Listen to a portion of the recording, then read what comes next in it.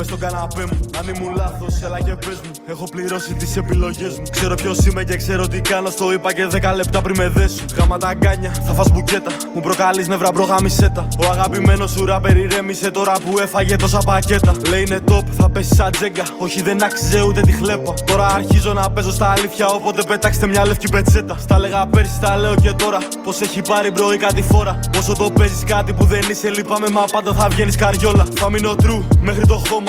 Γιατί πήραμε έχει σαν μυδρώτα. Τέπο δεν δώσαμε κάποιον δικό μας. Και εσύ το έκανες για λίγη. Αν ήσουν μαζί μου ρε μάγκα μου. Από το μηδέν όταν έτρεχα.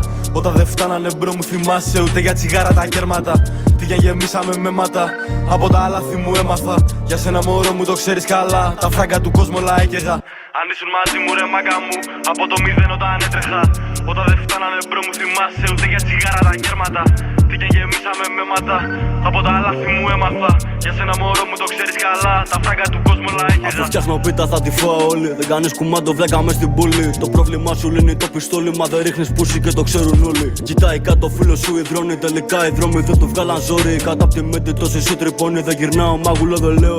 Γιατί όλοι θέλουν πλέον να σε φάνε. Κάνεις δυο καλά πίσω πλατά χτυπάνε. Μα εγώ σε θυμάμαι που στην απεινάτε και απεινάσεις πάλι βλάκα δεν λυπάμαι. Σαλονικά τρέλ κι όλο να τρυπάμε. Δουλειά πώς να κάνω όταν όλοι κοιτάνε. Σάλτο μορτάλ εδώ μου. Μόνο με νεύρα ξυπνάμε.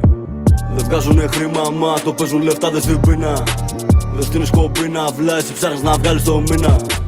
Απ' την Ισπανία θα έρθει καρφωτή στην Αθήνα. Και ήρθανε τα λόγοι, ποιος θα προλάβει να πάρει παρτίδα. Δεν βγάζουνε χρήμα, μα το παίζουν λεφτά δεν στην πείνα. Δεν στην σκοπίνα, βλά εσύ ψάχνεις να βγάλεις το μήνα.